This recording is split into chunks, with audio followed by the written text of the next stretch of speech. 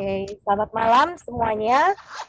Puji Tuhan kita bisa kembali lagi hadir di malam hari ini, di mana kita bisa diberikan Tuhan yang pastinya waktu untuk setelah 1 minggu lewat dari sesi yang keempat, dan pada malam hari ini adalah sesi pertemuan kita yang kelima untuk pembahasan dari level yang keempat. Dan kita tahu bahwa besok adalah hari libur ya. Jadi marilah kita terus mendoakan untuk saudara ataupun juga teman-teman yang sudah kita ajak, yang sudah kita undang, agar supaya yang boleh mengingatkan mereka dan mereka juga boleh bergabung bersama dengan kita pada malam hari ini. Dan kita akan segera memulai sesi dari Growing into Christ di sesi pertemuan yang kelima, dan kita akan membahas untuk level yang keempat. Untuk itu kita akan berdoa terlebih dahulu. Mungkin untuk kita sama-sama tutup mata, meredakan hati, kita berdoa. Allah Bapa yang kasih, puji dan syukur, terima kasih ya Bapa. Di malam hari ini, di mana kami tahu besok adalah hari libur, namun kami sangat mengucap syukur di mana Tuhan masih kirimkan kami untuk dapat bersama-sama belajar, bersama-sama ingin mengenal Engkau lebih dalam lagi. Kami tahu Bapa, itu semua asal daripada Engkau saja, karena kami tidak sanggup untuk mengatur waktu kami juga mengucap syukur di mana Tuhan sendirilah yang menaruh rasa rindu, haus, dan lapar akan firman-Mu dan mengenal Engkau lebih dekat lagi. Untuk itu Bapak, tiada hentinya Tuhan tolong kirimkanlah Roh Kudus-Mu untuk ada di dalam sesi pembelajaran kita malam hari ini, dari awal sampai nanti berakhirnya sesi ini. Dan Tuhan juga yang boleh kiranya memberkati Irene dan juga Natalia yang akan mentranslate, sehingga segala materi yang sudah dipersiapkan biarlah juga dapat disampaikan seturut dengan kehendak-Mu saja, dan kiranya apa yang akan disampaikan itu semua dapat bukan hanya menjadi informasi, tapi dapat mentransformasi kehidupan kami masing-masing, sehingga iman kami boleh bertumbuh lebih dekat, dan kami juga mau rindu untuk dapat menjadi lebih seperti Kristus ya Bapak. Terima kasih Tuhan yang jaga sejarah jaringan koneksi kami, dan biarlah kiranya kami dapat bersama-sama merasakan kehadiran Roh Kudus, dan kami boleh membagi-bagikannya bagi banyak orang di sekeliling kami. Terima kasih Tuhan Yesus, di dalam nama anak-Mu Tuhan Yesus Kristus kami berdoa dan mengucap syukur. Amin. Oke, Irene, silahkan dari Georgia. Selamat pagi pastinya. Dan kita sudah siap untuk mungkin brief summary kali ya, sedikit mengenai pertemuan kita sebelumnya. Silakan Irene. Well, good evening, everyone. I am so glad that you are able to join me today, even though Miranda says that many people are going out of town because they're celebrating the freedom to be able to travel. Selamat malam semuanya. Saya senang sekali bisa berkumpul dengan Anda semua pada malam hari ini. Seperti yang Miranda bilang bahwa besok adalah hari libur di Indonesia. Pastinya semua orang merasa bebas dan senang bisa pergi jalan-jalan lagi. My father-in-law and my mother-in-law lives in Australia, and just a few weeks ago, they were also celebrating Freedom Day. Mertua kami tinggal di Australia, dan beberapa minggu lalu mereka merayakan kebebasan karena mereka sudah boleh bepergian lagi. For after 4 months of total lockdown in Australia, finally people are able to go out, to go to restaurants, to the mall, to the stores, to get a haircut at a barbershop. Setelah 4 bulan di Australia mereka menerapkan lockdown penuh, akhirnya mereka diberikan kebebasan untuk bisa pergi jalan-jalan ke restoran, ke mall, untuk pergi ke salon, untuk gunting rambut dan sebagainya. So my dad-in-law says that after midnight, when it was Freedom Day, they had fireworks. Everybody was coming out to celebrate. All of the restaurants were open, the malls were open. Everybody was just celebrating to be able to get out and have freedom to go back to normal life again. Jadi menurut ayah mertua saya, ketika jam 12 malam, setelah tengah malam, orang-orang sampai merayakan kebebasan dengan merayakan dengan kembang api dan juga banyak restoran dibuka, hotel-hotel dibuka. Akhirnya mereka bebas lagi untuk bisa berpergian dan merasakan kehidupan normal lagi. And probably that's what's happening in Indonesia now. So that's why everybody's taking advantage of this time to go out of town so that they can have vacations that they've been longing for so long. Mungkin ini juga yang terjadi di Indonesia sehingga mereka mulai bepergian keluar kota dan mereka merayakan dengan jalan-jalan berlibur yang sudah mereka rindukan sejak lama. Therefore, I appreciate the faithfuls that are present right now to continue listening and Bible study regarding the step number 4 in growing up into Christ.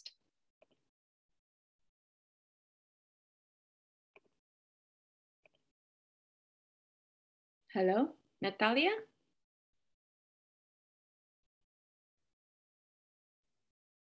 Halo, sorry. Dan saya sangat bersyukur tetap banyak saudara-saudari yang bisa meluangkan waktunya untuk tetap bisa mengikuti pendalaman Alkitab pada malam hari ini. And the step number 4 that I'm going to share today, we are actually going to divide it into 2 parts. Dan untuk malam hari ini, yang dalam level 4 ini kita akan bagi menjadi 2 bagian. Because I see that it is so important for us to have a deep understanding about what we see as an important part of growing up into Christ. Karena di dalam level 4 ini, kita akan melihat apakah yang penting supaya kita ini bisa bertumbuh menjadi seperti Kristus. You know, we all strive to be somebody better. Kita semua berusaha berjuang untuk menjadi seseorang yang lebih baik. For example, we want to be more educated, so we learn more things that can maybe help us with our business or help us with our daily work. Seperti halnya dalam bidang pendidikan, kita mau belajar lebih banyak supaya bisa membantu usaha kita maupun pekerjaan kita sehari-hari. But what about in our spiritual growth? Isn't that an important part of our life too? Tetapi bagaimana dengan kehidupan spiritual kita? Bukankah ini juga merupakan bagian penting dalam kehidupan kita? So therefore, I just feel that this is such an important subject for us to study together because it's important for us to want to evaluate where am I in my spiritual growth. Oleh karena itu, karena hal ini sangat penting, kita harus belajar supaya kita tahu di manakah posisi kita dalam kehidupan spiritual kita. And I know Miranda has prayed, but let us pray one more time. Saya tahu Miranda sudah berdoa tadi, tetapi alangkah baiknya kita berdoa lagi, sekali lagi. Father in heaven, we need the outpouring of the Holy Spirit in each of our hearts. Bapa yang ada di dalam surga, kami memerlukan curahan Roh Kudus Tuhan ke dalam setiap hati kami. Especially anoint my lips and Natalia's lips so that not one word spoken out of us comes from us, but only from you. Terutama tolong urapilah bibir Irene dan juga hamba-Mu, supaya setiap perkataan kami yang keluar bukan dari kami sendiri, tetapi berasal dari Tuhan saja. And anoint everyone's ear and heart so that what they hear are just your words of life and wisdom. Dan tolong urapilah telinga dan juga hati dari setiap teman-teman kami yang hadir pada malam hari, supaya mereka bisa mengenal firman Tuhan yang penuh dengan kasih dan hikmat. So that there will be a change in our character because we see how much you love us. supaya ada perubahan di dalam karakter kami, karena kami melihat betapa Tuhan sangat mengasihi kami. In Jesus' name we pray. Dalam nama Yesus kami berdoa. Amen. Amin. So we are going to recap step by step, level by level of what we have discussed in the previous sessions. Jadi kita akan mengulang dari sesi-sesi kita yang berikutnya, sebelumnya. Well, level 1 of our spirituality is where we do things because we are afraid of punishment and we're hoping for reward. Di dalam level pertama kita belajar di mana kita melakukan segala sesuatu karena kita takut akan hukuman dan mengharapkan imbalan. So, what is my motivation? What is deep inside of the reason why I worship God? Jadi apakah yang menjadi motivasi saya, terutama ketika saya beribadah kepada Tuhan? Do I worship God because I'm afraid that if I don't, then I will be lost forever, eternally in hell? Apakah saya menyembah Tuhan karena saya takut tidak masuk surga, atau saya takut karena saya akan dibakar hidup-hidup di neraka? And then level 2, we take a look at as we are growing, then we realize that I want to be able to make a deal. Dan di dalam level 2, ketika kita sudah mulai bertumbuh, kita berpikir kita ingin membuat kesepakatan dengan Tuhan. I will do what you say you want me to do because I believe you will bless me for it. Saya akan melakukan apa yang Tuhan perintahkan kepada saya, karena saya percaya Tuhan akan memberkati saya. Therefore, my behavior is determined by the consequences that I hope to receive. Jadi, perilaku dan tindakan saya ditentukan oleh konsekuensi atau akibat yang saya harapkan saya dapatkan. But if we look deeply into this level, the real reason is because there is this inner understanding, what is in it for me? How can it be a positive blessing to me? Tetapi kalau kita kaji lebih dalam lagi di dalam level 2 ini, kita menganggapnya apakah ada untungnya bagi saya? Apakah ada sesuatu yang positif, berkat yang positif bagi saya? And this is also when we demand that God fulfills His deal. Dan inilah yang kita tuntut dari Tuhan, kalau Tuhan melakukan sesuai dengan kesepakatannya. So for example, Lord, I'm paying my tithe and you said you're going to bless me, so I expect you to bless me because I've paid my tithe. Jadi Tuhan, saya akan memberikan perpuluhan saya selama Tuhan memberkati saya. Jadi kalau Tuhan memberkati saya akan membayar perpuluhan. Lord, I am following the health laws, therefore I have the right to be blessed with good health. Jadi Tuhan, saya akan mengikuti hukum kesehatan selama Tuhan memberikan kesehatan yang baik bagi saya.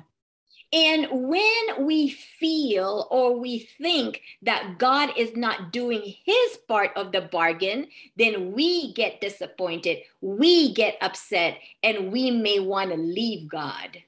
Dan ketika kita berpikir dan merasakan bahwa Tuhan tidak melakukan bagian dari kesepakatan itu, kita merasa kita ingin meninggalkan Tuhan. And then level 3 of our spiritual level, which is what we talked last week, is about social conformity. Dan di dalam level 3 yang kita bahas minggu lalu, mengenai kesesuaian sosial. So this is where we are more comfortable at church because we know everyone. Therefore, we want to do what everyone else is doing too. Jadi kita merasa nyaman di gereja karena kita juga sama seperti apa yang dilakukan oleh banyak orang. Every one of us want to be accepted. Semua kita merasa ingin diterima. Every one of us want to feel that we belong to a community, a group of friends. Dan kita merasa kita dimiliki dari suatu kelompok pertemanan maupun suatu komunitas. So because we want to be accepted, because we want to belong, then we start to conform to what the group is doing. Karena kita merasa kita ingin diterima, kita ingin dimiliki, kita mulai mengubah dengan komunitas yang di mana kita berada. Yes, there is sense of security when we are just like everyone else. Ya, memang kita menginginkan rasa aman seperti orang lain. But when it is more important to be like everyone else than to do what is right to God, then we are stuck in this level 3. Dan ketika kita berpikir bahwa kita ingin diterima oleh banyak orang daripada kita mengikuti apa yang benar di mata Tuhan, oleh karena itu kita stagnan atau terjepit berada di dalam level 3 ini. The only way we can grow out of this conformity of wanting to be with like everyone else is when we understand what our worth is. Supaya kita bisa bertumbuh dan kita bisa terlepas dari penyesuaian sosial ini, kita harus mengenal betapa berharganya kita.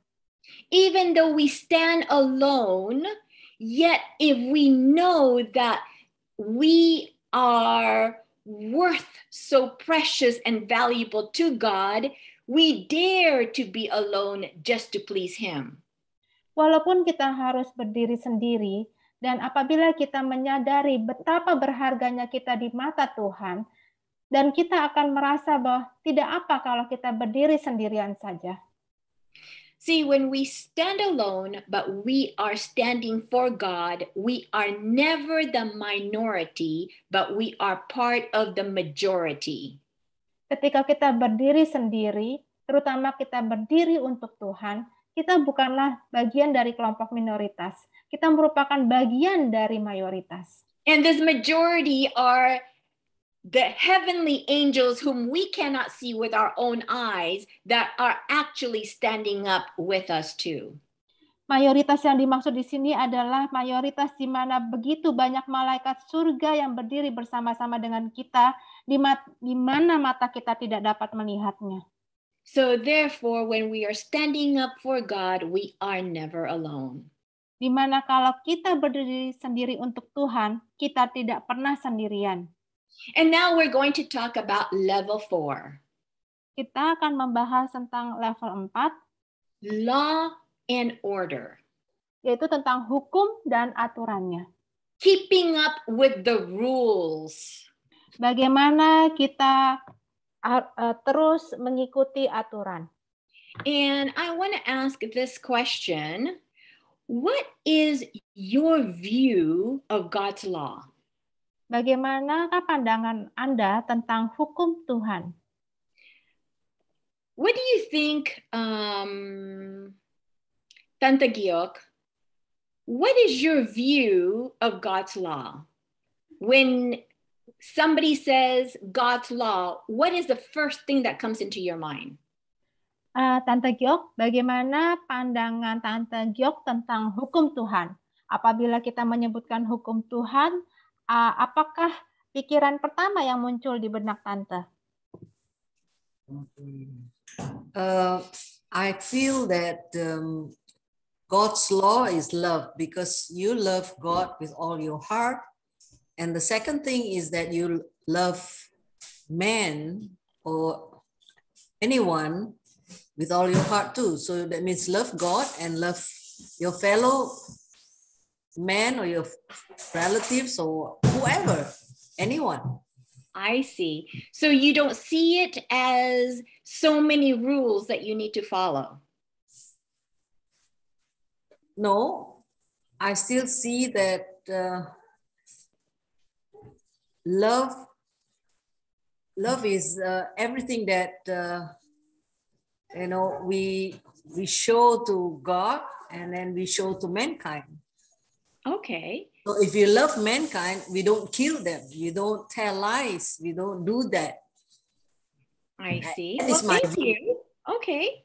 Can anybody else tells me what your view is of God's law? Like, for example, what is written in Deuteronomy, in Leviticus? What is your view of God's law? Bagaimana pandangan teman-teman tentang hukum Tuhan, terutama hukum Tuhan yang tertulis di kitab Ulangan dan juga Imamat? Anybody would like to share? Mungkin God's ada yang law is membagikan. love. That's why he said, love God with all your mind and your soul, and love your neighbor as yourself. Okay, so Mom, you think the same way as Tante Giok. Is that right? Yes. Okay.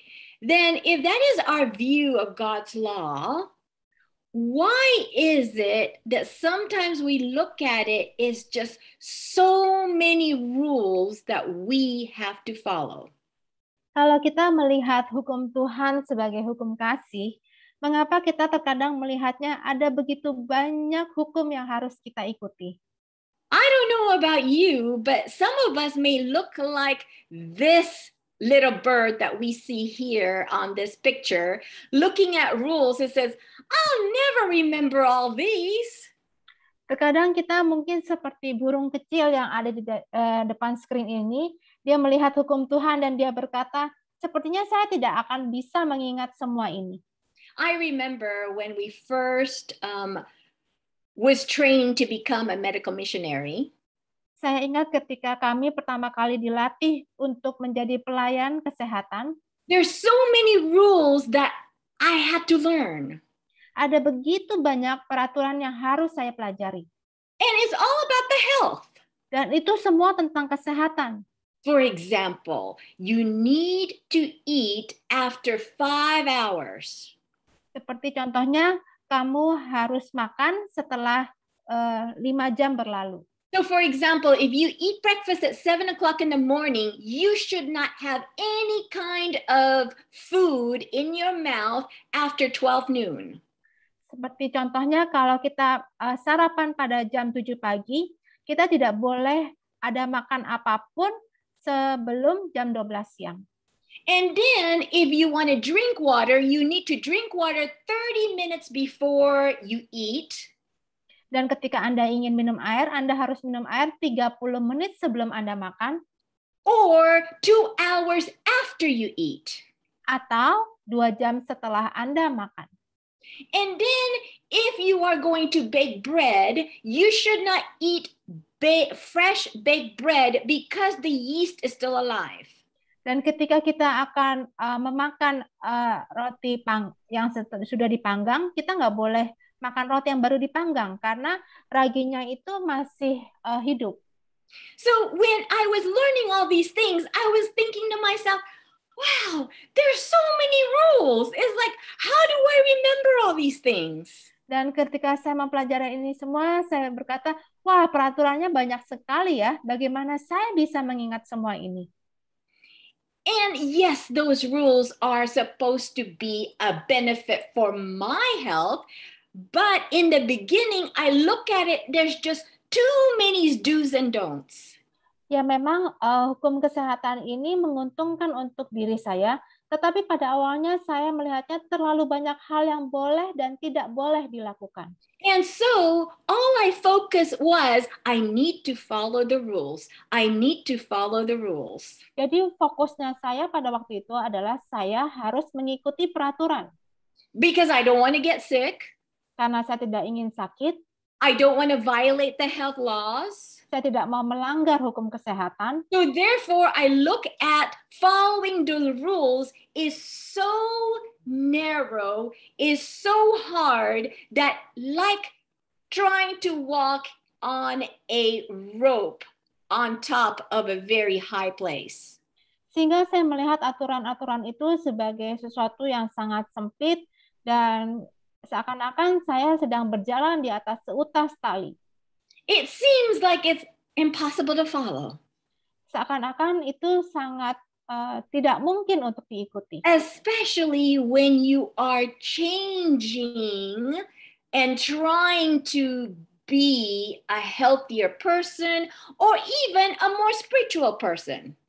Terutama ketika Anda ingin menjadi orang yang lebih sehat, bahkan orang yang lebih spiritual.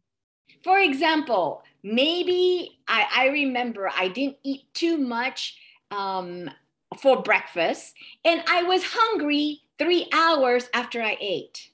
Misalnya saya makan sedikit pada waktu sarapan. Kemudian 3 jam setelahnya saya merasa lapar. And my stomach started to rumble, but then I'm thinking, no, the rule says after 5 hours of eating, then I can eat again. But if it's before then, I should not eat anything. Dan ketika perut saya mulai berontak, saya ingat bahwa saya tidak boleh makan 3 jam setelah saya makan. Saya harus menunggu sampai 5 jam kemudian. So the question I ask ourselves is, when we do something of what is right or what is wrong, what is the very foundation that we're trying to follow? Pertanyaan bagi kita semua, ketika kita mengikuti apa yang benar dan atau mungkin kita mengikuti apa yang salah, apakah yang menjadi dasar bagi kita untuk mengikutinya? At this level, we are conscientious in wanting to follow the rules. Dalam level ini, kita secara sadar bahwa kita ingin mengikuti peraturan. Whatever the Bible says, whatever the pastor says, whatever the rule says, I will do. Apapun yang dikatakan Alkitab, apapun yang dikatakan pendeta dan juga peraturan, saya akan mengikutinya. And if I don't understand, ask my pastor because he knows that stuff. Dan ketika saya tidak mengerti, tanyakan saja pada pendeta. Dia akan I just follow what he says because he knows more than me. Saya hanya mengikuti peraturan saja. Jadi pendeta akan lebih tahu daripada saya. So in this level, we are more concerned in doing what is right than understanding why we do what we do.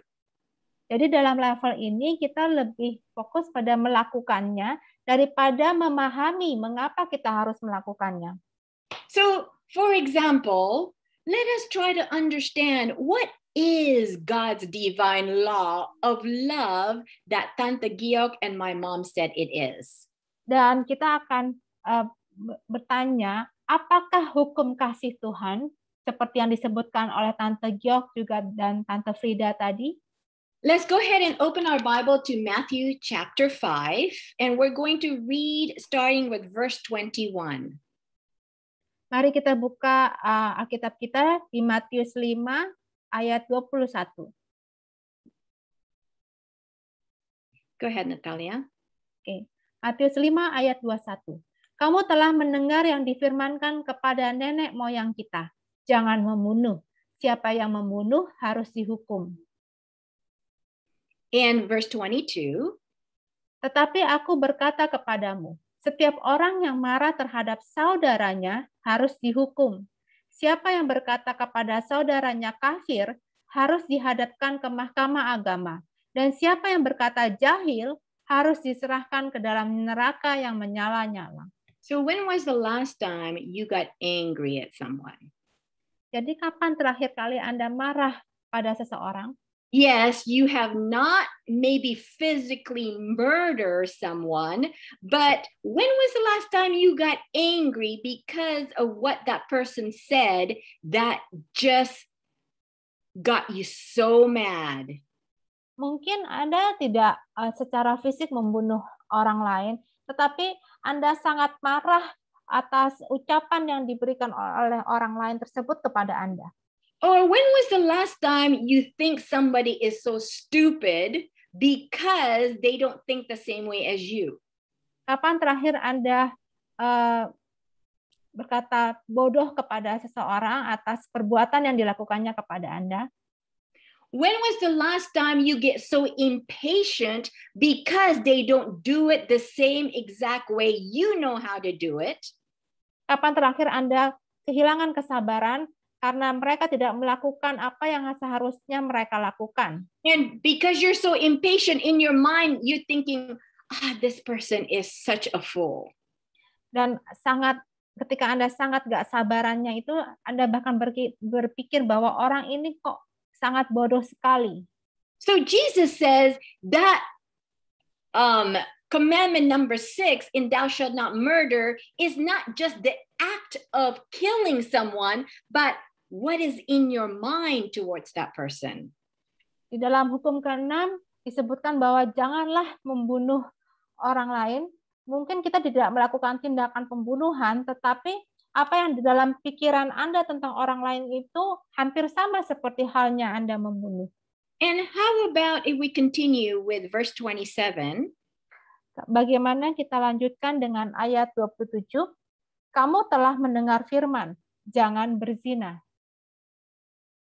And verse 28? Tetapi aku berkata kepadamu, setiap orang yang memandang perempuan serta menginginkannya sudah berzina dengan dia di dalam hatinya. So the committing adultery is not just the very act of doing some physical thing to that person, but even having that thought in our mind, we are already doing it.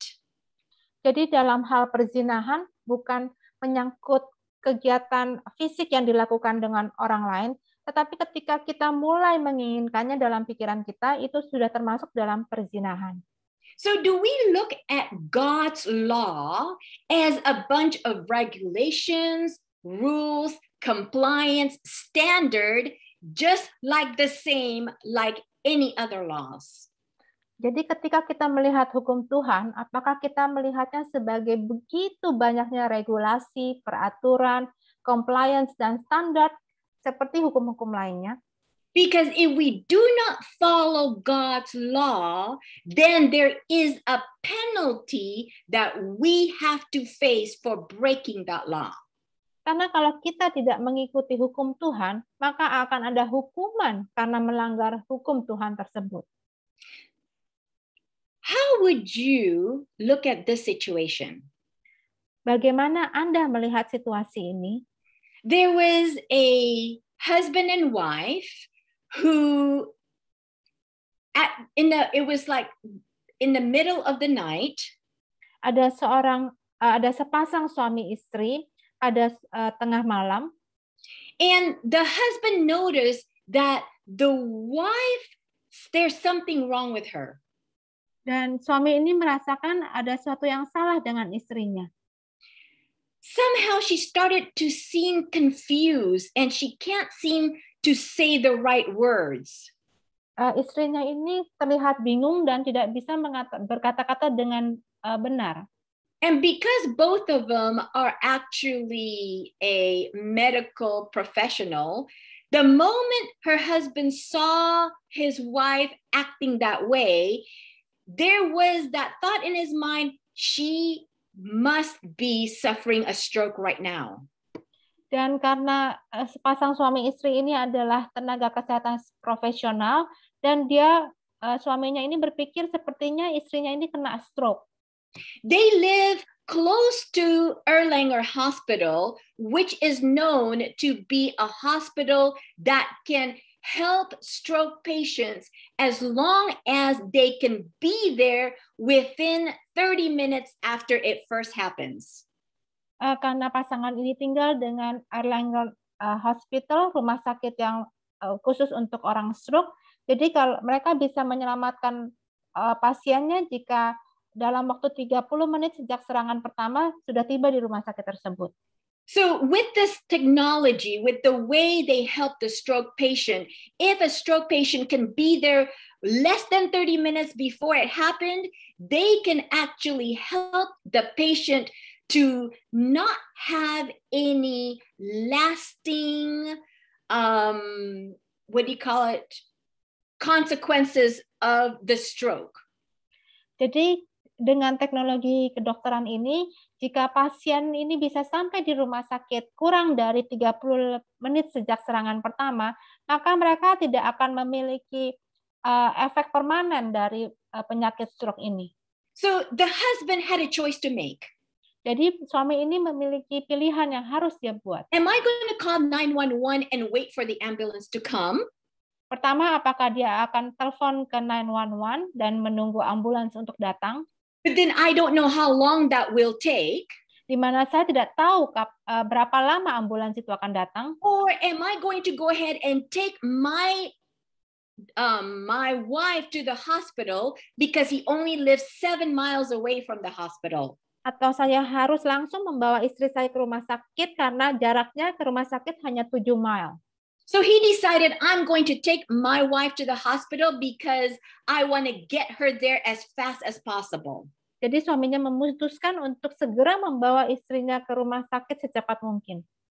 And so when he got into the car, he decided that he was going to go as fast as he can, even though the speed limit is only 35 miles per hour. Jadi suaminya memutuskan bahwa dia harus secepat mungkin sampai di rumah sakit, walaupun batas kecepatan itu diperbolehkan hanya 35 kilometer. So he actually violated the speed limit law. Dan dia melanggar batas kecepatan. And then he was at the traffic light, a 4 traffic light intersection. Dan ketika dia berada di persimpangan lampu merah, and he noticed that it was red. Dia tahu bahwa itu sedang lampu merah. He slowed down for a little bit and he looked both ways to make sure that there was no oncoming traffic. Dia mulai memelankan kecepatannya dan dia melihat kiri kanan bahwa itu tidak ada kemacetan. And since there was no other car that was around, he ran over the traffic light. Dan ketika dia melihat kiri kanan tidak ada kendaraan lain, dia langsung menerobos lampu merah tersebut. But then he didn't realize that there was a cop or a police that was nearby and saw him doing it. Dan dia tidak menyadari bahwa ada polisi yang di dekatnya yang mengawasi tindakannya. So as he was going, again violating the speed limit, the siren of the police was on. Dan ketika dia mulai melanggar lampu lalu lintas itu, langsung polisi itu sirenenya berbunyi dan mengejarnya. And he had a choice to make. Am I going to stop because the police wants me to stop, but then my wife is in danger? Dan dia mulai harus membuat keputusan apakah saya harus berhenti ketika polisi itu memberhentikan saya dan istri saya akan berada dalam bahaya. Or am I just going to go as fast as I can because I just want to get my wife into the hospital as fast as possible? Atau saya akan terus secepat mungkin sampai ke rumah sakit agar istri saya benar-benar bisa sampai ditangani di rumah sakit. And so he decided to continue and just going as fast as possible to the hospital. Dan dia memutuskan untuk pergi secepatnya supaya bisa sampai ke rumah sakit. And the police with the sirens on continue to follow him and tell him to pull over using the, that, I forgot what it's called, when they can speak through the, what is it called, that make it loud? Yeah. The megaphone, something like a megaphone. Yeah. Jadi polisi itu terus berbunyi sirenenya dan mengejar dia sambil berkata melalui speakernya bahwa dia harus segera menepi. But he continued to go as fast as possible and he just ignored what the police asked him to do. Dan dia terus mengebut saja dan tidak menghiraukan apa yang diperintahkan polisi yang harus dia lakukan. And as soon as he arrived in front of the hospital, dan segera setelah dia sampai di depan rumah sakit, the cop that was behind him got out of the car and told him to freeze with the guns on him. Dan langsung polisi itu berkata kepada dia bahwa dia harus berdiam dan dia diberhentikan oleh polisi. But he ignored that. He stopped the car. He ran to the other side where his wife is. He took her and he ran inside into the hospital with her. Dia tidak menghiraukan polisi itu, dia tetap menggendong istrinya dan langsung membawa istrinya ke dalam untuk bertemu dengan ruang gawat darurat. And the police chased after him. Dan polisi itu terus mengejar dia. As soon as he let his wife go because there was the nurse that was able to come and help them, Dan segera setelah ada para perawat yang datang untuk menolong istrinya, the police handcuffed him, polisi itu langsung memborgol suaminya, took him to jail, dan dia masuk ke dalam penjara and charged him with all of these traffic violations. dan mendenda dia dengan semua pelanggaran lalu lintasnya. So the question I'm asking you, did he break the law? Jadi pertanyaan saya, apakah dia melanggar hukum When his intention is to save his wife's life? padahal tujuan dia adalah untuk menyelamatkan nyawa istrinya? Well, he was actually charged with speeding tickets, Dia ditilang karena melanggar lalu lintas, going against the red light, going on the red light, karena dia melanggar batas kecepatan dan juga dia menerobos lampu merah, ignoring the warning of the policeman, dia tidak mengindahkan dari peringatan dari polisi untuk menepi. So all of these things he had to face only because he wanted to save his wife's life. Semua hal ini harus dia hadapi karena dia hanya ingin menyelamatkan nyawa istrinya. So is this the way we see God's law also? Apakah kita melihat hukum Tuhan juga seperti ini? Where if we do not do exactly what God says we're supposed to do, then we are in violation of his law, regardless of the reason why. Apakah kita tetap akan melanggar ketika kita tidak mengikuti hukum Tuhan atas semua hal-hal yang telah kita lakukan? Regardless of what the reason is. Terlepas dari alasan apapun ketika kita melakukan pelanggaran tersebut. So let's go ahead and take a look at deeper, what is God's law? Mari kita gali lebih dalam apakah yang dimaksud dengan hukum Tuhan. Why did God created these 10 commandments? Mengapa Tuhan menciptakan 10 hukum ini? And just like what my mom said and Tante Giok says, God's law is a law of love and a law of life. Seperti yang dikatakan oleh Tante Giok dan Tante Frida, bahwa hukum Tuhan adalah hukum kasih dan hukum kehidupan. Because 1 John 4 verse 8 says, God is love. Karena di dalam 1 Yohanes 4 ayat 8 dikatakan bahwa Allah adalah kasih. His very essence in everything that he does, who he is based on love. Dalam segala apapun yang dilakukan Tuhan pertama kali, dasarnya adalah kasih. Romans 1 verse 20 says, di dalam Roma 1 ayat 20 dikatakan, sebab apa yang tidak nampak daripadanya, yaitu kekuatannya yang kekal dan keilahiannya, dapat nampak kepada pikiran dari karyanya sejak dunia diciptakan, sehingga mereka tidak dapat berdalih.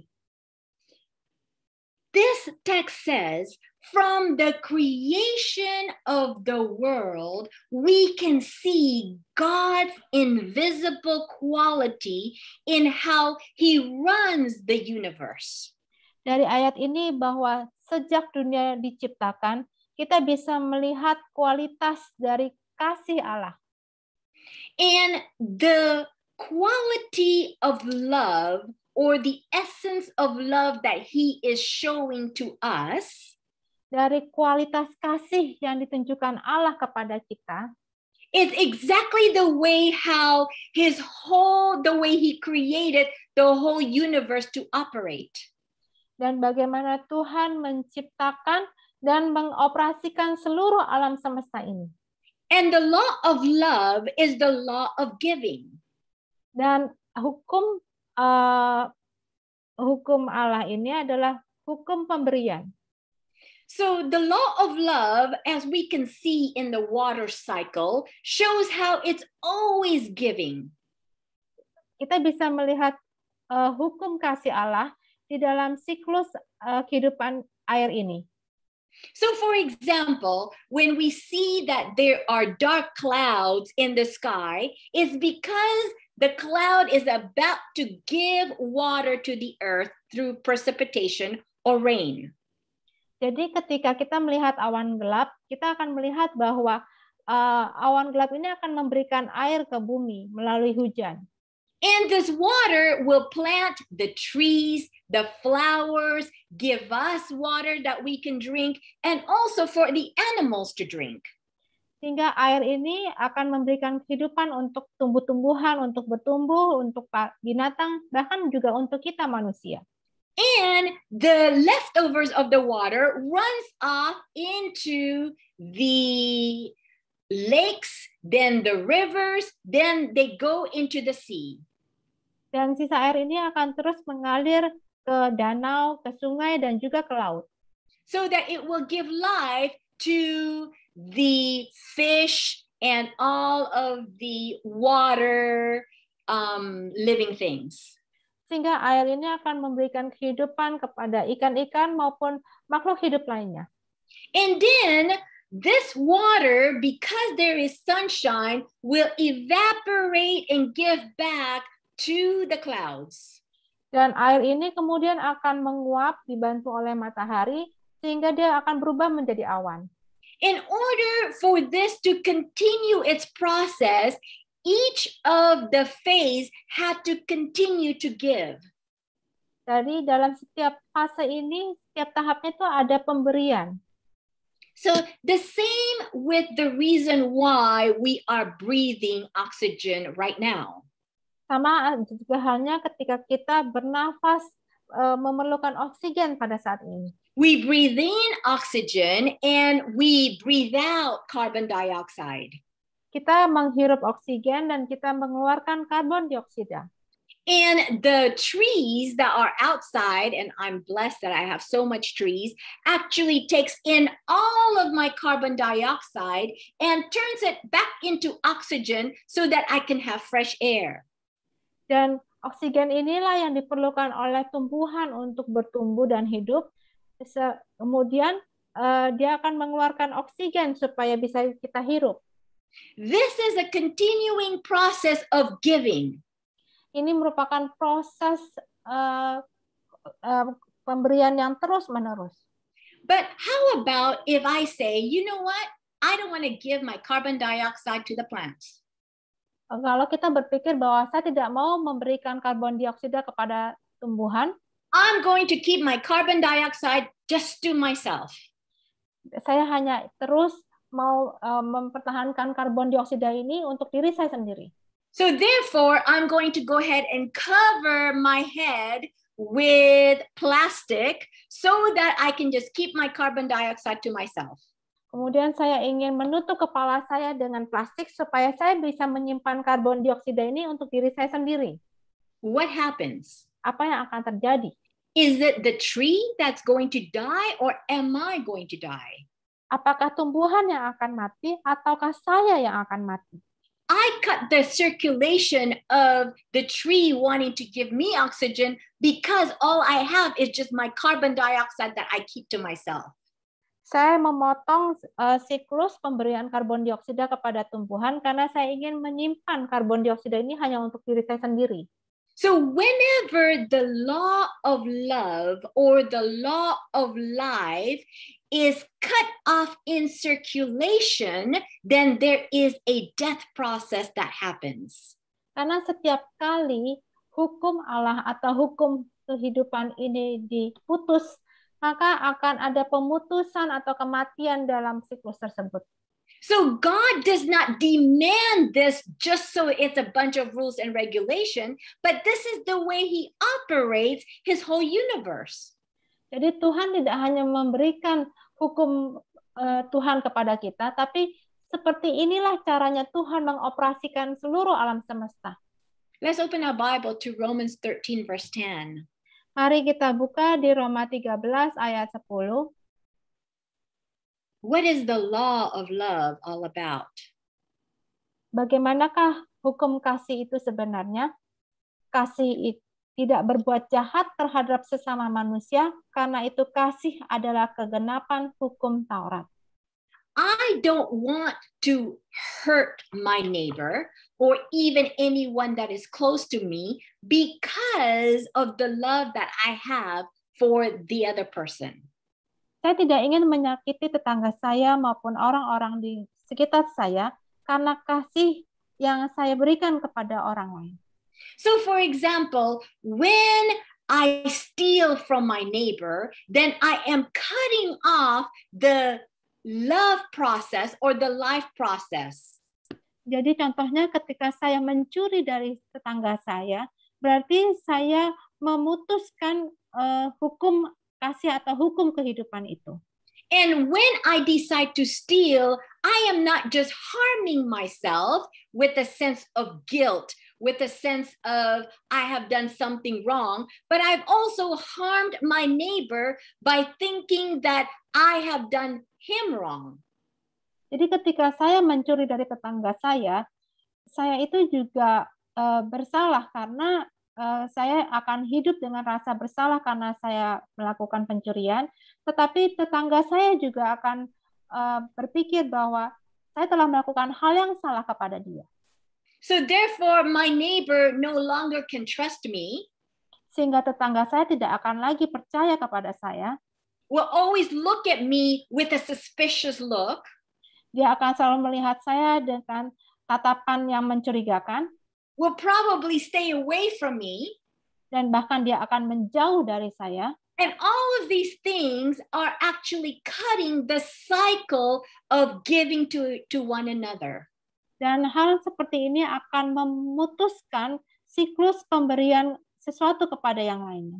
So again, Galatians 5 verse 14 says, whenever we fulfill the law is because is the law of love that is within us.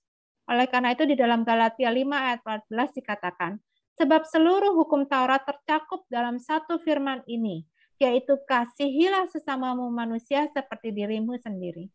So I'm fulfilling the law every time I show love, every time I am giving, every time I am compassionate to not just my neighbors, but even to my husband and my children and my parents and my siblings. Jadi kita akan mengikuti atau memenuhi hukum ini ketika kita memberikan kasih kita kepada sesama kita. Semisalnya kita mengasihi tetangga kita, mengasihi suami, dan juga mengasihi anak-anak kita. And one thing about love, it always expands. Dan satu hal tentang kasih itu terus berkembang. There is a saying that says, all love is expansion, all selfishness is contraction. Seperti ada kutipan yang mengatakan bahwa semua kasih itu akan berkembang, tetapi semua keegoisan itu akan menyusut. Every time we show love to another person, we grow and they grow. Setiap kali kita memberikan kasih kepada orang lain, mereka akan bertumbuh dan kita juga akan bertumbuh. But when I decide to be selfish, then I decide to just retain to myself, and the other person stays away from me too. Dan ketika saya memutuskan untuk tidak mau memberikan kasih, atau saya akan memelihara keegoisan saya, berarti saya itu akan dijauhi oleh orang lain dan bahkan diri saya akan menyusut. Love is therefore the only law of life. Oleh karena itu, kasih merupakan satu-satunya hukum di dalam kehidupan. He who loves lives. Mereka yang mengasihi akan hidup. He who is selfish is dying. Mereka yang egois akan mati. Therefore, love for love's sake, because it is the law of life, just as you breathe to live. Oleh karena kasih itu ada untuk kasih, karena itu merupakan hukum kehidupan, seperti Anda bernafas untuk hidup. You can only have a happy family when there is love within the family.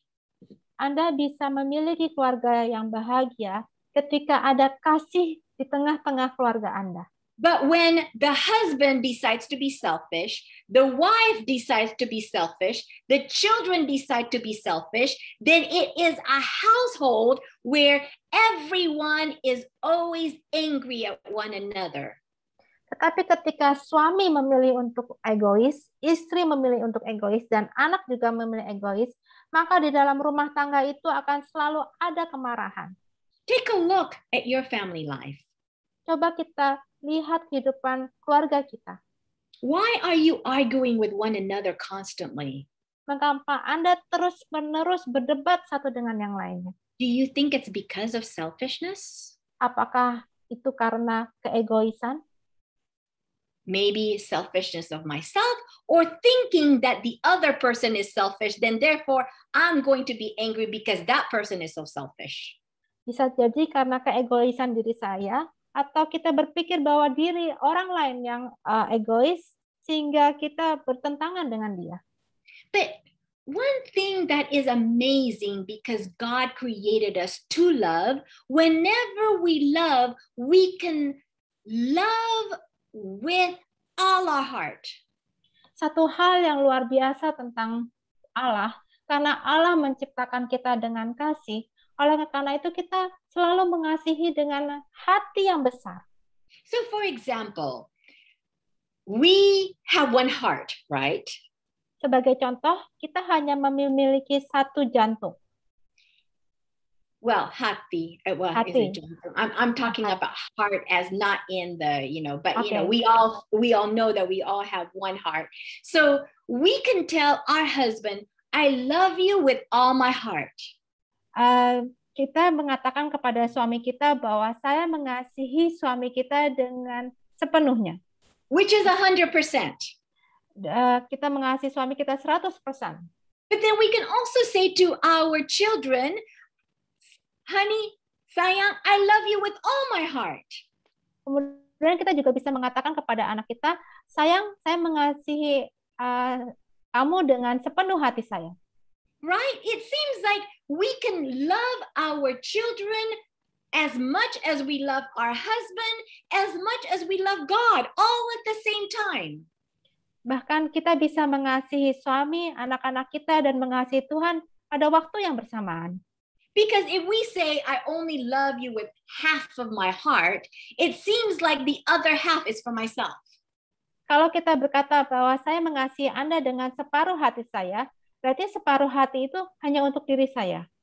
Because I am being watchful. I don't know if I can really give you all my heart because I don't really trust you yet. Karena sepertinya kita sedang menjaga jarak di mana kita belum bisa sepenuhnya percaya kepada dia. See, the law of love is a law where our heart just grows and grows, where there is no limit to the love that we can give. Karena hukum kasih itu seakan-akan kita mengasihi terus-menerus, semakin besar, seakan-akan tidak ada batasannya. There is only one body of water that does not give. Ada suatu lautan di mana dia tidak bisa memberi. And it's called the Dead Sea. Dan itu namanya adalah laut mati. The Dead Sea only receives but does not give out. Laut mati itu hanya menerima saja, dia tidak pernah memberi. And because the Dead Sea does not give out, there can be no living thing in the Dead Sea. Karena laut mati ini tidak bisa memberi, oleh karena itu tidak ada makhluk hidup yang dapat hidup di dalam laut mati ini. If a fish got into the Dead Sea, it will die in a short time. Kalau ada ikan yang masuk ke dalam laut mati, dia seketika akan mati. Because Dead Sea is an illustration that God is trying to show us the moment we cut the circulation of giving, death occurs. Karena laut mati ini menjadi ilustrasi Allah, di mana kematian itu akan terjadi ketika kita menghentikan sirkulasi untuk memberi. The moment we stop trusting, we stop respecting, we stop loving, there is a death of relationship that occurs. Jadi pada saat kita berhenti untuk mempercayai seseorang, kita berhenti untuk menghormati orang lain dan mengasihi orang lain, maka kematianlah yang akan terjadi. So as you can see, the law of love, the law of life is always giving because this is the way God operates. Karena kita akan melihat bahwa di dalam hukum kasih dan hukum kehidupan, kasih itu terus diberikan. Karena seperti itulah bagaimana Tuhan kita beroperasi. Therefore, God is the most giving being because he is a God of love who's constantly giving. Oleh karena itu, Allah adalah makhluk pemberi karena Allah itu terus-menerus memberikan segalanya bagi kita. And that's why the law of love, as Jesus says in Matthew 22, verse 36 through 40 says, Oleh karena itu, hukum kasih yang disebutkan oleh Tuhan di dalam Matius 22 ayat 36 sampai 40. Guru, can I read this? Yes, please. Guru, hukum manakah yang terutama dalam hukum Taurat? Jawab Yesus kepadanya, kasihilah Tuhan Allahmu dengan segenap hatimu, dan dengan segenap jiwamu, dan dengan segenap akal budimu. Itulah hukum yang terutama dan yang pertama. Dan hukum yang kedua yang sama dengan itu ialah, kasihilah sesamamu manusia seperti dirimu sendiri. Pada kedua hukum inilah tergantung seluruh hukum Taurat dan kitab para nabi. As you can see, the law of love is the law of giving all of your heart. Kita bisa melihat di dalam hukum kasih ini adalah hukum pemberian di mana kita memberikan seluruh hati kita kepada Dia. But there is no way I can love my neighbor unless first I have to receive the love that God wants to give me. Tidak mungkin kita mengasihi tetangga kita kalau kita belum menerima kasih yang Tuhan ingin berikan kepada kita. If our love tank is only a little bit, just Kalau like with water, tangki kasih kita ini sedikit seperti air di dalam gelas ini, then we can only give a little bit to our loved ones, the one that our husband, our children that's next to us. Oleh karena itu, karena kita memiliki sedikit, kita hanya bisa memberikan kasih yang sedikit kepada orang-orang yang kita kasihi. But if we are always under the shower of the love of God, tetapi kalau kita selalu berada di bawah siraman kasih Allah, if you can just imagine that there is a big waterfall right now, bisa dibayangkan kalau ada suatu air terjun yang besar pada saat ini, and I put my cup right underneath the waterfall, dan saya taruh gelas saya di bawah air terjun yang besar itu, within seconds, my cup will be overflowing. Dalam hitungan detik, gelas saya ini akan dipenuhi dengan air. And it's a natural thing that I cannot stop. Itu merupakan hal alamiah yang tidak dapat saya hentikan. Because the more I am underneath the waterfall, the more what's inside the cup just overflows and gives it to others. Karena semakin saya berada di bawah air terjun itu, maka air di dalam gelas ini akan terus mengalir kemana-mana. But the moment I take my cup outside of the waterfall, then there is only what is inside that I can give. And if I don't fulfill it, it will actually completely run out. Dan ketika saya menarik gelas itu dari air terjun, maka air di dalam gelas ini hanya tidak banyak saja. Dan ketika saya berikan air atau kasih itu kepada orang lain, maka kasih itu akan habis. So ask yourself, where am I? Jadi tanyakanlah pada diri kita sendiri, di mana saya berada? Am I under the shower of God's love so that I'm constantly giving love to others without even having any effort to do it? Apakah saya berada di bawah air terjun sehingga saya terus-menerus menerima siraman kasih Allah, dan ketika saya memberikan kepada orang lain, saya terus memberikannya tanpa ada usaha apapun? Because if you notice, this cup that is under the waterfall does not have to go and give it to others. It just naturally overflows. Karena seperti dibayangkan gelas ini kalau berada di bawah air terjun, gelas ini akan terus mengalir dengan aliran air. Tidak harus diberikan kemana-mana lagi. But yet, if I demand love from other people, Tetapi ketika saya menuntut kasih dari orang lain, my husband doesn't love me, my children doesn't respect me, my sister, my brother, they don't think about me. suami saya tidak mengasihi saya, anak saya tidak menghormati saya, adik dan kakak saya juga tidak mengasihi saya. Could it be it's because somehow you have cut the circulation of love? Mungkinkah apa karena kita sudah memotong atau memutus sirkulasi kasih itu? Because remember, God is the only source of love. Tetapi ingatlah, Tuhanlah satu-satunya sumber kasih itu sendiri.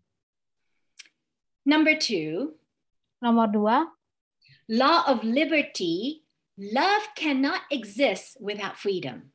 hukum kebebasan. Kasih tidak akan bisa ada tanpa kebebasan. This is going to be the last one that we're going to share tonight, and we're going to continue next week. Ini adalah bagian yang akan kita bahas terakhir pada malam hari ini dan kita lanjutkan lagi minggu depan. Imagine that we were asked to be married by our fiancé. Ingatlah ketika kita diajak menikah oleh tunangan kita, and we tell our fiancé, let me think about it. Let me just go ahead and just think if this is the next step I want to do in my life. ketika dilamar kita berkata, coba saya pikirkan dulu apakah ini merupakan proses yang saya inginkan di dalam kehidupan saya. And then immediately after we say that, dan langsung ketika kita sudah mengucapkan itu, that same fiancé who says that he loves me so much, tunangan yang sudah mengatakan bahwa dia sangat mencintai saya, immediately he took out his gun, langsung dia mengambil senjatanya, and he put the gun on my head, dan dia menempatkan senjatanya di kepala saya, and says, if you don't say yes, I'm going to kill you. Jika Anda tidak bilang ya, bahwa langsung saya akan membunuh Anda. Let me ask you this question. What would you do? Pertanyaan saya adalah, apa yang akan Anda lakukan? Are you going to love this guy back with all your heart, with all your mind, and all your soul? Apakah Anda akan mengasihi tunangan ini dengan sepenuh hati Anda? Or are you going to try to run as fast as possible from him because you don't want to be under that bondage? Apakah Anda akan lari sejauh mungkin karena Anda tidak mau berada di dalam ikatan itu? See, when we think that we have to do something because we have to, then it breaks that law of liberty. Ketika kita melakukan sesuatu dan kita berpikir kita harus melakukan itu, apakah kita melanggar hukum kebebasan itu? For example, I've been married to my husband for 28 years. Sebagai contoh, saya sudah menikah dengan suami saya selama 28 tahun. I cook for him. Saya memasak untuk dia. I do laundry. Saya mencuci baju untuk dia. I clean the whole house. Saya membersihkan seluruh rumah untuk dia. We're partners in ministry and also in our business venture. Kami berpartner dalam pelayanan dan dalam usaha kami. Occasionally, I give him a massage. Terkadang saya memberikan pijatan kepada suami saya. All of these things I do because I love. Semua hal ini saya lakukan karena saya mengasihinya. But what if my husband, right after we got married, bagaimana jika suami saya setelah kami menikah, gives me all set of rules? Dia memberikan peraturan-peraturan. You need to wake up at 6 o'clock in the morning. Kamu harus bangun jam 6 pagi. Give me a kiss. Kamu harus memberikan ciuman untuk saya. Then after that, you need to go straight to the kitchen and make me breakfast. Kemudian Anda harus langsung ke dapur dan membuatkan sarapan untuk saya. Then you need to wash the dishes after you finish the breakfast. Dan Anda harus mencuci piring setelah selesai sarapan. Then you need to go to the shower so that you can make yourself beautiful for me. Anda harus segera mandi, kemudian tampak cantik bagi saya. Every Tuesday, I need you to do the laundry. Setiap hari Selasa, Anda harus mencuci baju. At 7 p.m. every night, you need to massage my feet.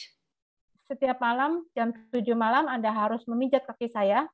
At 8 o'clock, you need to prepare my water Jam 8 before I go malam, to bed. Anda harus menyiapkan air untuk saya sebelum saya tidur. What if he has to demand and tell you all these things in details? Bagaimana dia jika suami Anda menuntut Anda untuk melakukan semua hal itu dengan detail? Do you look at it as something that you want to do or something you have to do? Apakah Anda melihatnya sebagai sesuatu yang Anda ingin lakukan atau yang Anda harus lakukan? Would you be able to do it with your whole heart? Apakah Anda mau melakukannya dengan setulus hati Anda? Or do you look at it as a chore because it's just so tiring and demanding? Atau Anda melihatnya sebagai tugas-tugas yang terlalu penuh dengan penuntutan dan melelahkan? See, when there is a violation of the law of liberty, karena setiap kali ada pelanggaran di dalam hukum kebebasan, according to the book The God-Shaped Heart, page 282 says, 3 consequences happen. Berdasarkan dari buku The God-Shaped Heart halaman 282, maka ada 3 konsekuensi atau akibat yang akan terjadi. When there is a violation of the law of liberty, love is damaged and eventually destroyed. Ketika ada pelanggaran dari hukum kebebasan, akibatnya yang terjadi adalah kasih itu akan rusak dan akhirnya hancur. How can I love someone who is always threatening to kill me if I don't love him back? Bagaimana saya bisa mencintai seseorang jika seseorang itu terus mengancam saya dan akan membunuh saya?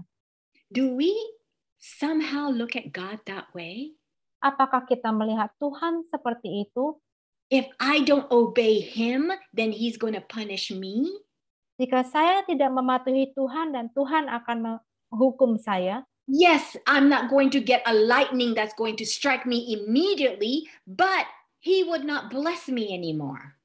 Ya, memang tidak akan ada petir yang langsung menyambar saya, tetapi Tuhan tidak akan memberkati saya lagi. Therefore, I need to be at church before everyone enters the building so that God knows that I love him. Jadi saya harus ada di gereja sebelum orang lain masuk supaya Tuhan tahu betapa saya mengasihi Tuhan. See, when there is a violation of the law of liberty, we feel that we are so confined, then there is a rebellion that starts to go into our heart. Dan ketika ada pelanggaran hukum kebebasan itu, maka ada muncul gejolak untuk melakukan pemberontakan. So if my husband gives me all of these rules that I need to do in order to make him happy, karena ada peraturan-peraturan dari suami saya dan supaya dia bahagia. So I can only imagine in my mind is like, oh, I can't wait until he leaves to go out of town or he's not at home. So at last I can be free to do what I want to do. Dan saya tidak sabar ketika suami saya harus pergi keluar kota atau tidak ada di rumah, sehingga saya memiliki kebebasan untuk melakukan apapun yang saya mau. Because then there is that rebellion of saying, I don't want to do what you want me to do. I want to do what I want to do. Sehingga ada pemberontakan yang mengatakan bahwa saya tidak ingin melakukan apa yang suami saya katakan, tetapi saya ingin melakukan apa yang saya inginkan. Could it be also that's the reason why many children wants to leave the house as soon as possible to obtain freedom? Mungkinkah ada begitu banyak anak yang ingin segera keluar dari rumah untuk bisa mendapatkan kebebasan? Because at home they feel that there's always so many restrictions that they don't have the freedom to be just themselves. Karena mereka merasa bahwa di rumah itu terlalu banyak pembatasan sehingga mereka tidak bisa merasa bebas di rumah mereka sendiri. So if we decide that we're going to maintain this relationship, even though there is no freedom in it, Dan ketika kita memilih untuk melakukan hal itu dan tidak ada kebebasan di dalamnya, believe it or not, our individuality as a person will slowly erode and we don't even know who we are anymore. percaya atau tidak, individualitas kita sebagai seorang manusia perlahan akan tererosi atau hilang. I can't even think for myself Saya tidak dapat lagi berpikir untuk diri saya sendiri because I constantly have to be told what to do. karena saya selalu konstan diberitahu apa yang harus saya lakukan. Then I'm no longer operating as an individual, then I am just a human robot. Saya tidak lagi beroperasi seperti layaknya seorang manusia, tetapi saya menjadi robot manusia. Because I operate not out of love, but I operate out of fear that keeps us in bondage. Karena saya beroperasi tidak lagi berdasarkan kasih, tapi saya beroperasi itu seperti robot, seperti berada di dalam ikatan. That's the reason why God gives us a freedom of choice. Oleh karena itu Tuhan memberikan kita kebebasan untuk memilih. Because He wants us to give us the law of liberty to choose what we want to do, so that when we do it is with all our heart, our mind, and our soul. Oleh karena itu Tuhan memberikan kita hukum kebebasan supaya kita bisa melakukan sepenuh hati, jiwa, dan pikiran kita. That's why Galatians 5 verse 1 says, di dalam Galatia 5 ayat 1 dikatakan, it is for freedom that Christ has set us free.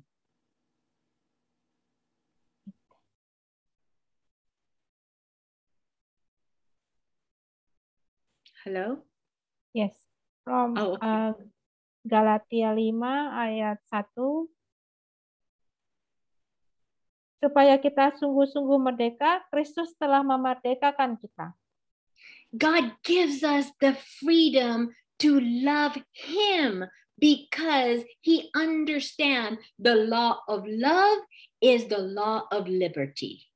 Tuhan sudah memberikan kebebasan untuk kita, karena Tuhan tahu bahwa hukum Allah adalah hukum kebebasan. Therefore, in 1 John 5 verse 3 says, oleh karena itu di dalam 1 Yohanes 5 ayat 3 dikatakan, for this is the love of God, that we keep His commandments, and His commandments are not burdensome. Sebab inilah kasih kepada Allah, yaitu bahwa kita menuruti perintah-perintahnya. Perintah-perintahnya itu tidak berat. So, the way God designed His laws, dan bagaimana Tuhan mendesain, merancang hukum-hukumnya, law of life, hukum kehidupan, is a law of giving. Adalah hukum pemberian. Law of liberty, hukum kebebasan, is also a love of choice. Adalah juga hukum yang memberikan kebebasan untuk memilih. To choose the freedom to love Him back, not because He demands it, but because we want to love Him. Pilihan untuk mengasihi Dia kembali bukan karena tuntutan dari Tuhan, tetapi karena Tuhan mengasihi kita. If we truly understand these concepts of love that God has for us, kalau kita mengerti konsep ini mengenai kasih yang dimiliki Tuhan untuk kita semua, then we do not look at God's law as a bunch of rules. Maka kita tidak akan melihat hukum Tuhan sebagai sekelompok aturan, but we see it as a law of life so that we can enjoy life at its fullest because of His love. Oleh karena itu kita akan melihat hukum Tuhan sebagai hukum kehidupan di mana kita bisa menikmati kehidupan dengan segala kepenuhannya. we're going to continue the other 2 sessions of another two laws that God has designed so we can have understanding what God's law and order is all about. Kita akan melanjutkan untuk sesi berikutnya, kita akan pelajari tentang 2 hukum Tuhan supaya kita boleh mengenal rancangan hukum Tuhan untuk kita semua. Hopefully you can come back and join us next week so that you can see that to love God, to obey God is freedom, is not a restriction. Saya berharap Anda semua bisa kembali lagi minggu depan, di mana kita akan melihat bahwa hukum Tuhan, kita diberikan kebebasan memilih untuk mengasihi Tuhan dan menuruti hukum-hukumnya. Is there any questions does anybody have? Apakah ada pertanyaan dari saudara-saudari?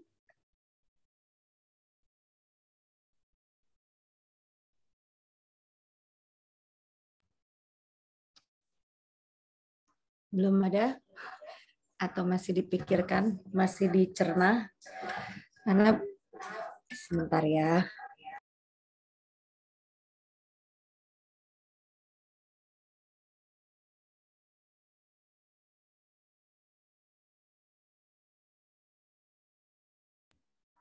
Ya, jadi mengenai love ini di level 4 ya, Irene ya. Where am I in my spiritual growth? Mungkin sebenarnya ada yang mau sharing.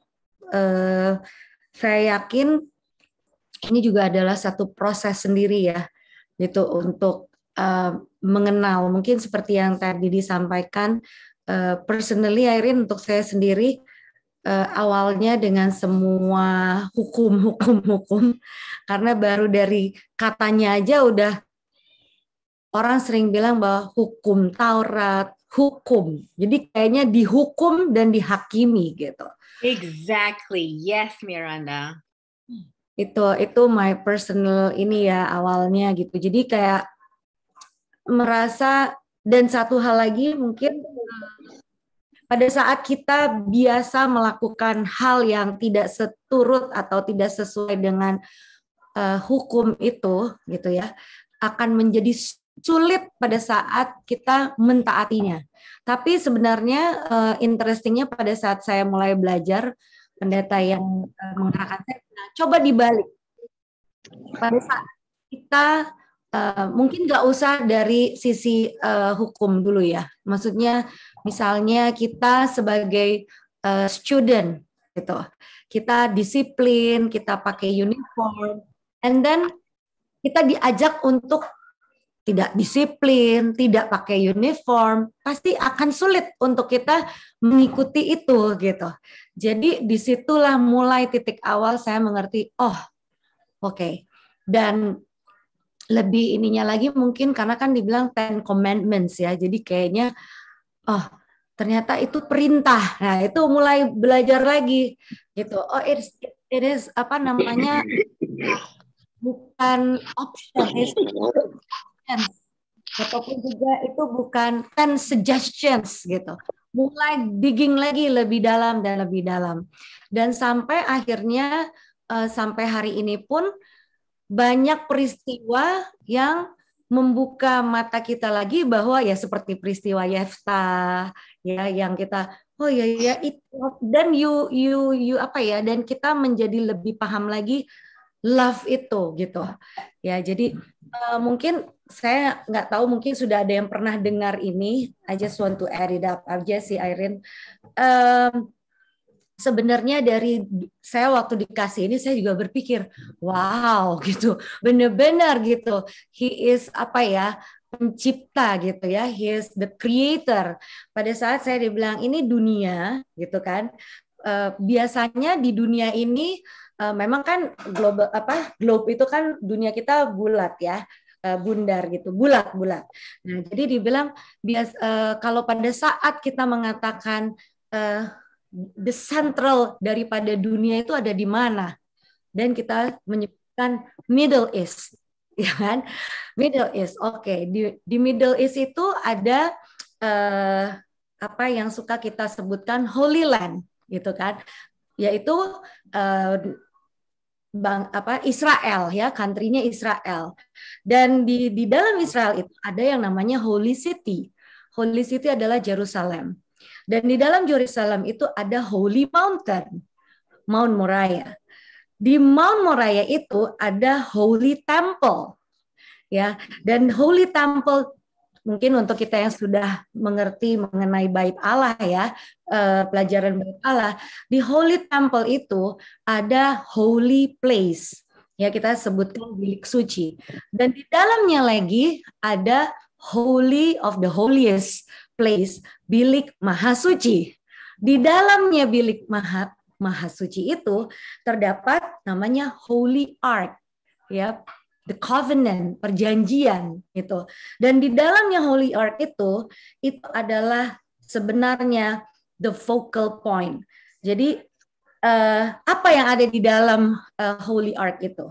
Ada 2 rocks. Dan rocks itu melambangkan Yesus sendiri. Dan itu adalah law. Yang tadi Irene bilang ya, the law of life is love. Dan di dalam 2 rocks itu, Yesus yang melambangkan Yesus, itu adalah 10 commandments. Di mana nomor 1 sampai 4 adalah perintah untuk mengasihi Sang Pencipta kita, dan perintah nomor 5 sampai 10 adalah mengasihi sesama. And that is dikatakan bahwa itu adalah the focal points dari the whole planets, bisa dibilang. Jadi bisa kita bayangkan betapa saya sampai secara personal waktu itu kan pikirnya ya oke lah secara biblical gitu ya. Tapi begitu dipikirkan, kita relasikan dengan Dia Sang Pencipta, wow gitu kayaknya ya. Bayangkan dari dunia lalu terus sampailah di titik itu, dan itu adalah Yesus sendiri dan Dialah Sang Pencipta kita.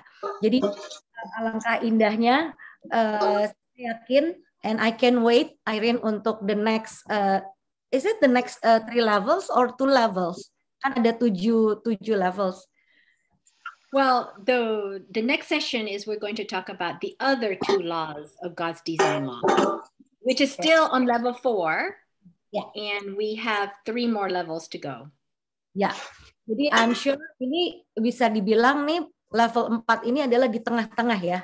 Jadi setelah kita belajar dari bilang tadi, mungkin kita melakukan out of fear, lalu step berikutnya, lalu ada negosiasi, dan disinilah kita sudah mulai mengenal lagi love, dan I'm sure I can wait untuk another level-level berikutnya. Jadi itu hanya menambahkan, mungkin ada yang Sister Isra, boleh silakan. Ya, saya udah kedengeran? Sudah, Kak. Oke.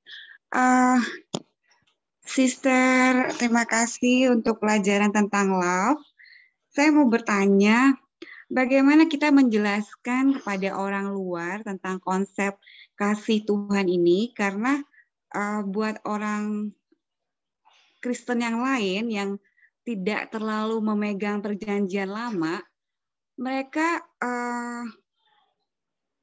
menganggap kasih Tuhan itu sudah ketika Kristus mati di kayu salib itu sudah segalanya Tuhan berikan, sehingga mereka seperti suka-suka mereka saja, seperti anak manja kepada Bapa di sorga itu.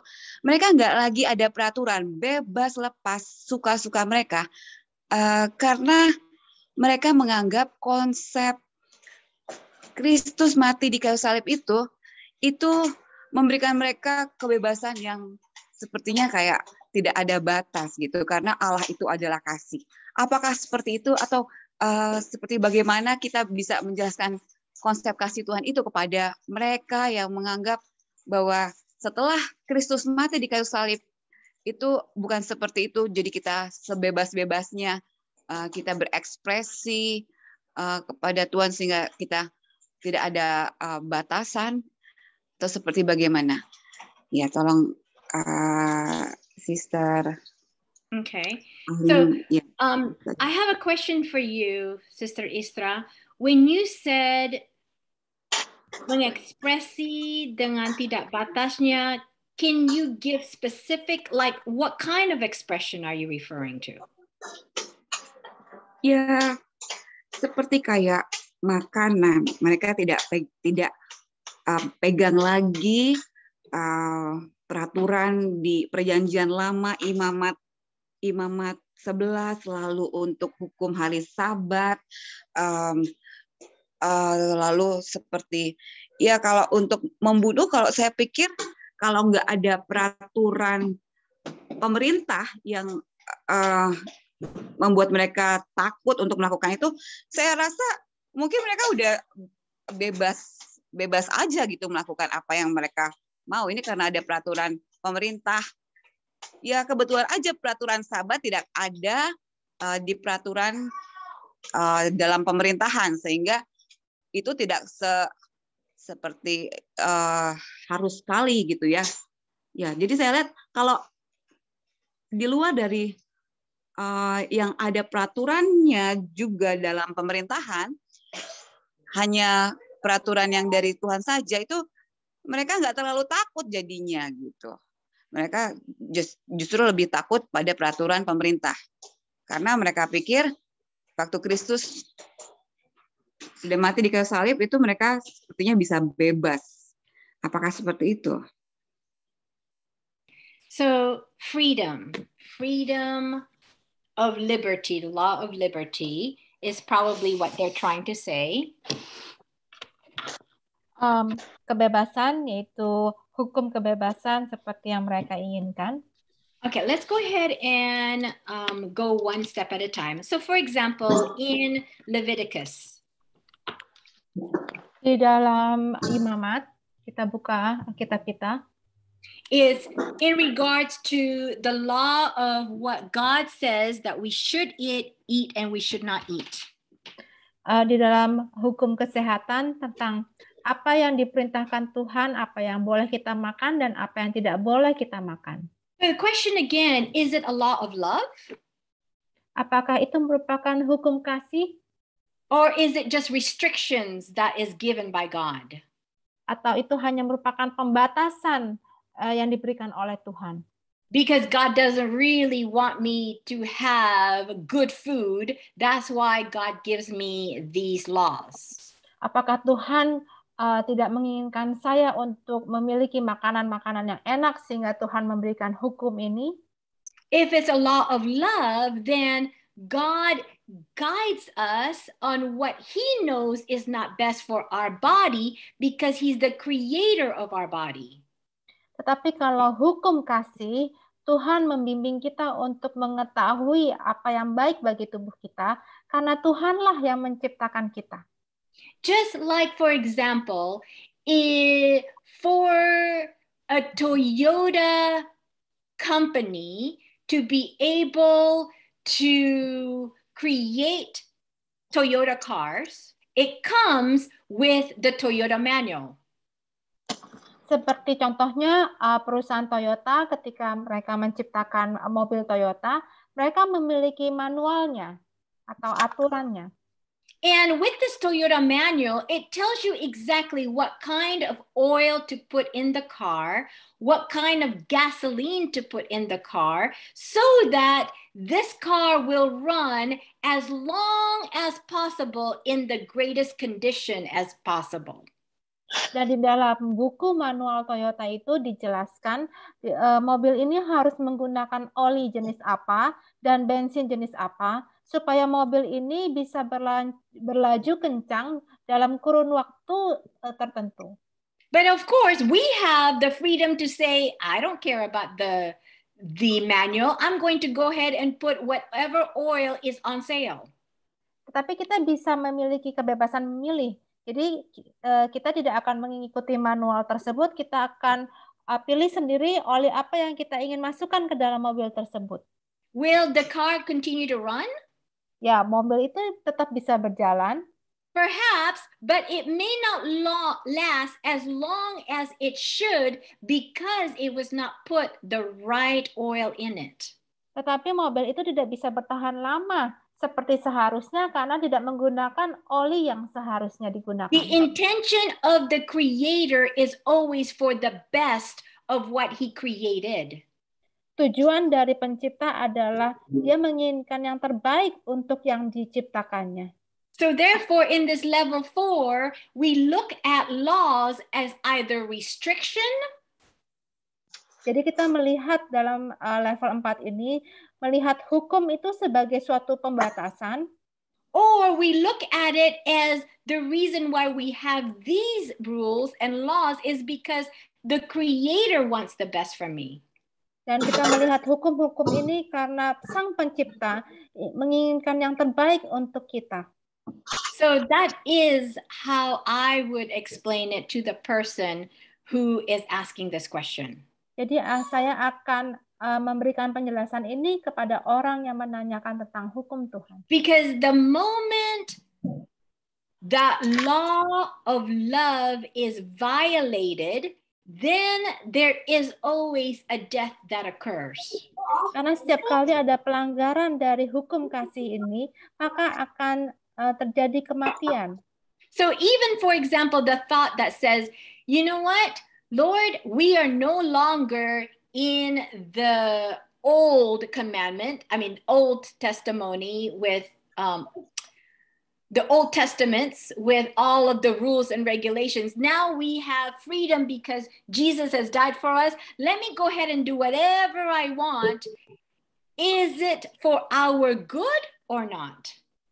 Jadi kalau ada orang berkata bahwa kita tidak lagi hidup di dalam perjanjian lama dengan seluruh peraturan dan pembatasannya, karena Yesus telah mati bagi kita dan bangkit, sehingga kita memiliki kebebasan untuk melakukan apa yang kita mau. Tetapi apakah ini baik untuk kita? Or is it because we think that, you know what, I can't trust God really, because what He said before just doesn't make sense now because we're new in the new law. Tetapi apakah kita berkata kepada Tuhan bahwa kita tidak lagi percaya kepadanya dengan apa yang disebutkan di dalam perjanjian lama, karena sekarang kita sudah memiliki hukum yang baru di dalam perjanjian baru. So it's really the mindset that we need to ask. Jadi yang harus kita tanyakan adalah pola atau cara berpikirnya. I hope that helps answer your question, Isra. Semoga ini bisa menjawab pertanyaan dari Isra. Amin. Ya, sayang sekali waktu sudah 15 menit lewat jam 9 malam. Ini cukup menarik ya sebenarnya, Irene. Terlebih lagi mengenai statement terakhir, love is freedom to choose.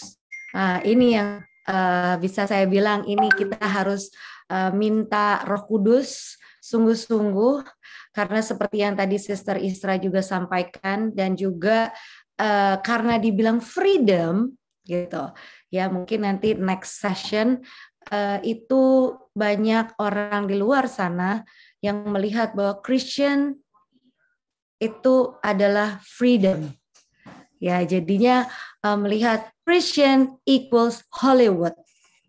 Itu pandangan, dan beberapa teman saya yang juga memahaminya seperti itu, Irene, karena not only seperti yang tadi Sister Isra sampaikan, but the way we dress up, the way we gimana kita taking care of our health, and banyak hal yang sampai istilahnya adalah, oh, I thought Christian is equals to Hollywood. Jadi mereka melihat Christianity itu seperti yang ada di Hollywood. Dan mungkin bukan saya mau ini, hanya kita boleh bertanya kembali masing-masing kepada Roh Kudus, yang dimaksud love is freedom itu, love is freedom to choose itu yang seperti apa sih gitu ya. Jadi mungkin bukan antara oke, saya anak Tuhan, tapi seperti tadi Sister Isra sampaikan, then I can choose anything, I can do whatever I want, I can eat whatever I want, I can, terserah saya gitu, tapi yang penting saya percaya kepada Tuhan. Atau yang dimaksudkan adalah freedom to choose, kalau kamu anak Tuhan, maka yang tadi dikatakan di 1 Yohanes 5 ayat 3, ya, bahwa segala perintah-perintahnya itu adalah is not burdensome untuk kita, bukan menjadi suatu beban. Jadi marilah mungkin untuk kita sama-sama bertanya kepada Tuhan, sehingga mungkin nanti di pertemuan yang akan datang kita juga bisa saling sharing dan jadi lebih kaya gitu ya. Bagaimana pengalaman kita mengenai pemahaman love-nya Tuhan diberikan kepada kita untuk memilih, dan bagaimana juga love itu bisa dirasakan bagi orang lain. Love-nya itu yang seperti apa gitu.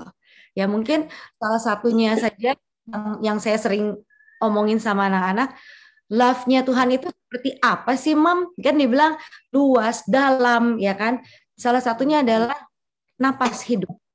Mau dia pemerkosa, mau dia orang yang jahat sekalipun, saat ini pun dia sedang berpikir jahat, tapi selama masih ada napas, dan itu napas nggak pakai dibilang, oh, saya sudah salahnya sekian kali, jadi saya sewa. Nggak ada. Tuhan kasih itu free. Ya, jadi sebegitu dalam dan sayangnya Tuhan bahwa setiap selama masih ada nafas, maka Tuhan masih memberikan kita untuk mau bertobat, untuk mau membuka hati kita untuk mengerti. Jadi saya bukan mengakhiri closing statement gitu, tapi tadi hanya membridging gitu ya, bagaimana dari kita yang sudah merasakan dan membawa orang lain, dan bagaimana orang lain melihat kita. Mungkin ini bisa kita bawa di next session. Silakan Airin untuk closing statement-nya. Well, we have to understand, just like what we've been saying about God's love. Kita harus mengenal dan benar-benar memahami tentang kasih Tuhan. Because unless we truly understand God's love, then it is hard for us to obey His law. Kecuali kalau kita tidak benar-benar memahami kasih Tuhan, kita akan sulit untuk bisa mematuhi hukum Tuhan. And we're going to continue next week to see how God's law of love actually operates even deeper. Bagaimana hukum Tuhan yang penuh dengan kasih itu mengatur dan mengoperasikan seluruh alam semesta ini. Because in John 10 verse 10, Jesus says all He wants is for us to have an abundant life. Karena di dalam Yohanes 10 ayat 10, Yesus katakan bahwa yang Yesus inginkan agar kita memiliki hidup yang dipenuhi dengan kepenuhan. And this is my prayer for each one of us to experience. Dan ini merupakan doa saya untuk Anda semua supaya Anda bisa mengalaminya. So let us close with a word of prayer. Mari kita berdoa. And is there any special prayer requests that we need to have? Apakah ada permintaan doa? For my family, Ma'am Irene, Cecilia, Okay. and Rick. Thank you. Yes, we will continue to pray. Mungkin kita boleh tambahkan, tolong doakan Teresa untuk bisa di dalam masa sebagai being a youth, untuk dia juga dapat dipimpin oleh Roh Kudus untuk keputusan-keputusan yang dia harus ambil, baik itu sekolah dan dalam menanggapi sebagai youth di dalam akhir zaman ini ya. Okay, and as usual, Tante Ella, Tante Lita, Sister Isra, Tante Lita's children, Joko, Putra, and Prabha, and Sister Isra, Amanda, Kak Marlin, masih seperti itu, dan Mem Cecilia, and maybe for my dad and mom. And to all of us yang bisa sehat dan bisa kembali di minggu depan. Dan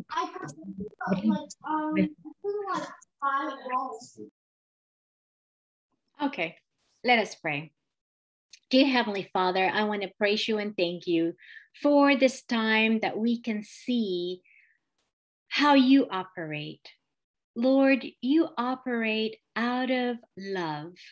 All you want is to give us the biggest blessings, no matter who we are as individuals. And Father, the only way that we can partake of your love is when we receive your love and give it back to others. So Father, allow us to see how much we need your love so deeply in each of our hearts. Help us to accept your love so that as a natural process, this love will flow to our loved ones that are around us and even to the strangers whom you have chosen for us to be a part of a blessing for them. So Father, please help us see that your law of love and life and liberty is a life where we can experience more abundant life, and that we don't look at you as someone who is restricting, who is ready to punish, and who's ready to only do us harm. But Father, help us to give you our love back with that overflowing love with all our heart, our mind, and our soul. And Father, please continue to be with each one of us to experience your love throughout this whole week as we have our own personal challenges that we face. And as you know, dear Lord, that Sister Istra, Amanda, Tante Ella are still struggling, and also Marlene is still struggling with the illness that they have. Father, please give them healing mercy that can come from you, because Father, you are the God of the impossible. You know what is best for each one of them, and I ask you to please pour out your blessings of healing of their mind, their body, and their soul. And Father, please continue to be with Ma'am Cecilia and her husband and her son. You know the struggle and the challenges that they face as a family. And I believe, dear Lord, you are a God who can make all things possible. So please continue to guide them, continue to give them hope and encouragement, and for them to see that leaning on you is the best way that they can go through this challenge that they are facing as a family. And Father, please continue to be with Miranda's parents who are in their old age, dear Lord.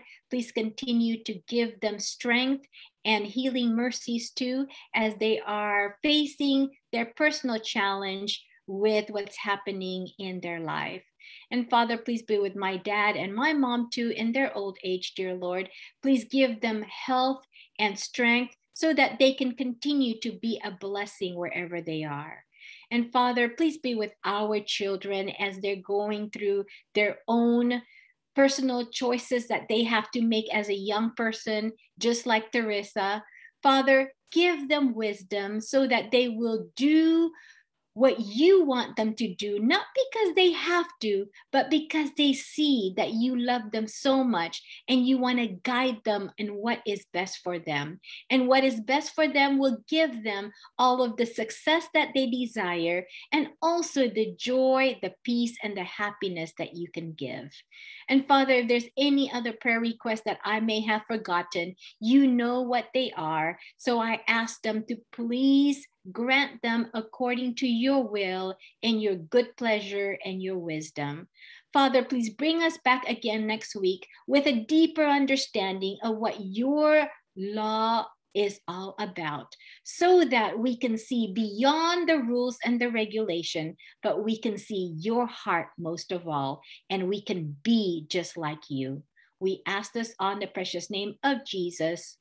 Amen. May God bless you. Good night and see you next week. Tuhan memberkati Anda semua. Selamat malam dan jumpa kembali minggu depan. Thank you Irene, Miranda, dan semuanya. Thank you Natalia, Irene, semuanya. Ya, Sampai minggu depan. God bless you all. Selamat liburan besok. Tuhan Yesus memberkati. Oke, bye.